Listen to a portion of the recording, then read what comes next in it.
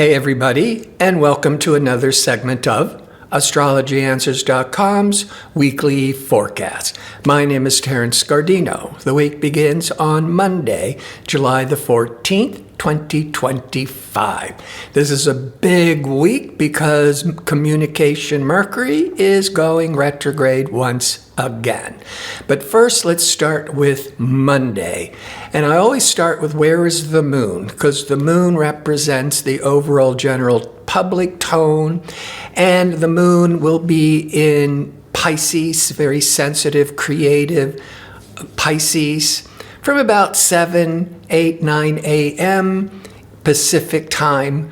The moon will be in harmony with expansive, optimistic Jupiter. This is really good feelings. The moon is the feelings, that Pisces is all that sensitivity, and Jupiter is all that optimism. But early afternoon, maybe 1 to 2 p.m. Pacific time, the moon will be a square or a hard tension to Venus. Now, this only lasts for an hour or two, but it's where relationships, you may not be feeling you're getting your needs met. So if you're wanting to reach out to a good friend, a loved one, a family member, and you're feeling you're not on the same page, around early afternoon, I wouldn't push it. Just let it go. And then the moon, Venus, will move on, and then the rest of the day, the emotional moon will remain in sensitive, caring Pisces as it's approaching the sun. The sun is Cancer, a water sign, very favorable to the moon in Pisces, a water sign. And on Tuesday is when that moon will catch up to a trine, the best flow of energy to the sun in the first part of the day, Pacific time. And when the moon is in harmony with sun, it always feels like everything is more easygoing, sometimes more effortlessly, good emotionally. However, the sensitive Pisces moon will turn void of course, 10:10 a.m. Pacific time till 9:33 p.m. Pacific time, at which point the moon leaves more introverted Pisces and goes into extroverted, assertive, fiery Aries. Now, I talk about this every week.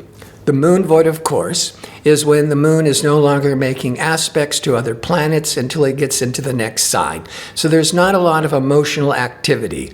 So it's always advised not to launch and begin any important new projects because the energy is flat, it's unproductive, it may not even go anywhere.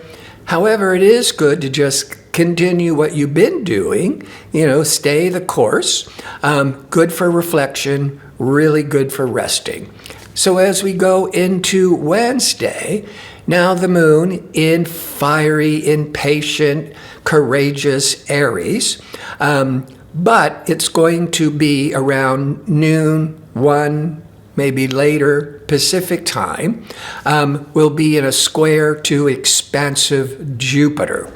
Now, the moon in Aries, we may be more compelled to rush in, take chances, take risks, and overdo it with the Jupiter. You may have around noon, 1 p.m. Pacific time, just feeling this restlessness and overly optimistic to really go for big inflated goals. But you don't want to do that because you're going to have to then pull back. But that's just the very big, 12, 1, 2 p.m. Pacific time. Now, Thursday is when discerning communication Mercury goes retrograde. Technically, it doesn't go retrograde till 9:40 p.m. Pacific time. And about the 24 hours before Mercury retrogrades it's what we call being stationary. It's no longer appearing, an optical illusion, to be going forwards or backwards. It's just stationary. So it's in Leo, so wherever Leo falls in your chart, that Mercury could be really concentrated, decision-making, thinking. Now, Mercury will be retrograde from July the 17th through August the 10th, remaining in Leo. The moon is also in fiery, assertive Aries, but will go void of course at 5:38 p.m. into Friday at 1 a.m. Pacific time. So the moon is going to be void of course when Mercury officially turns retrograde.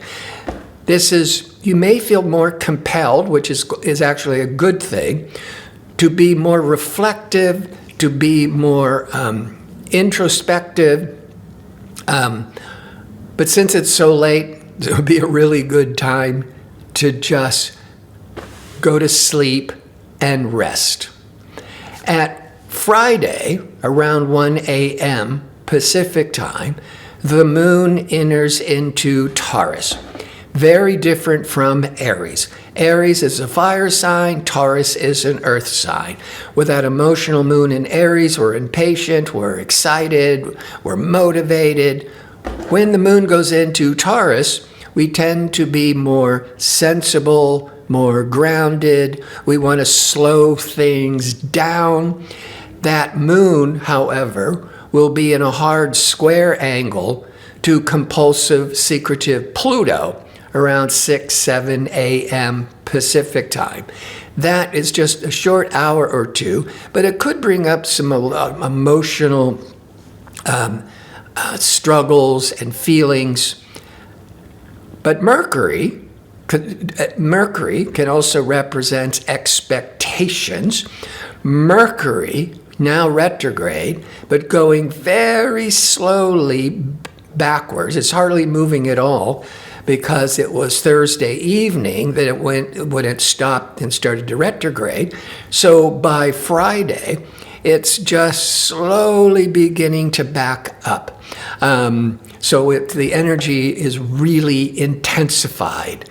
However, it's going to be in a sextile, the best flow of energy, a very favorable flow of energy to Venus. And with the Mercury in retrograde, it's really intensifying this positive energy to Venus. Venus can represent relationships, can represent diplomacy and cooperation in harmony with decision-making Mercury.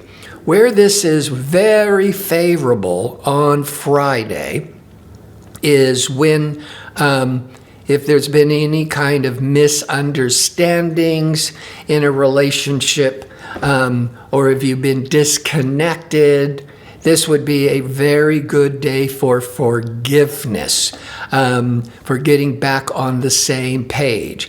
And that steady, calming moon in Taurus will be favorable, a sextile, to optimistic, expansive Jupiter by late afternoon Pacific time, like from 4 to 6 p.m.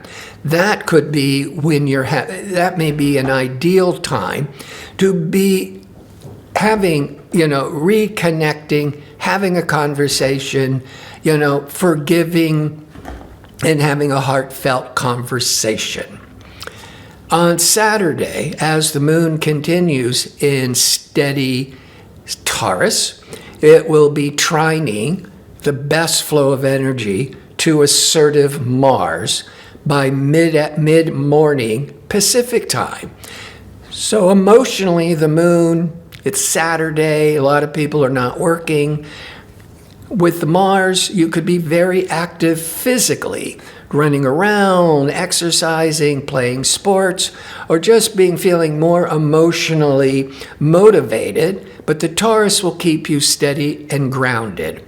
On Sunday, now the moon has entered into Gemini, where Taurus is grounding and slow and patient.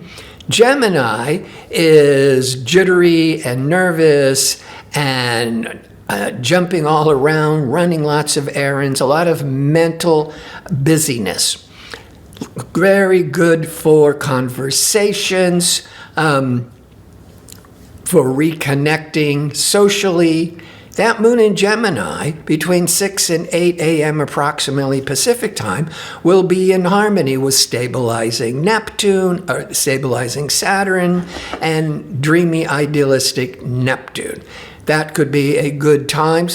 Maybe if you're on the west coast of the United States, it could be too early unless you're having beautiful dreams. But for the rest of the world, that moon to Saturn, Neptune, you could be feeling more comfortable that your goals, Saturn, are more possible, Neptune.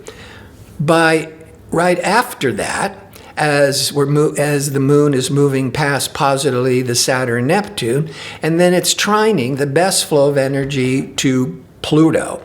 Emotional moon, trining Pluto, you can have really profound, in-depth conversations.